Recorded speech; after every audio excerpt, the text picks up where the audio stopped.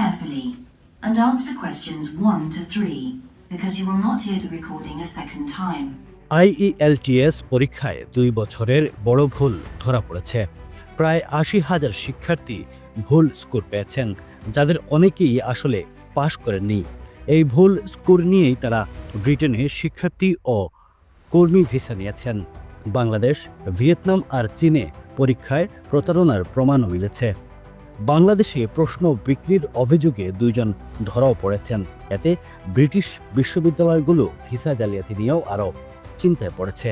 British council বলছে ভুলগুলো ঠিক করা হয়েছে, নতুন স্কোরও শিক্ষার্থীদের কাছে পাঠিয়ে দেওয়া হয়েছে। কিন্তু প্রশ্ন এখন একটাই, এত মানুষ কিভাবে ভুলভাবে ভিসা পেল, আর এর পরিণতি কি হবে? অনেকেই বলছেন যারা জালিয়াতি করে স্কোর নিয়েছিল তাদের অনেককেই এখন যুক্তরাজ্য থেকে ফেরত পাঠানো হতে পারে। Running a restaurant? Your food deserves the spotlight. Currywalla Media. Let's make your food famous.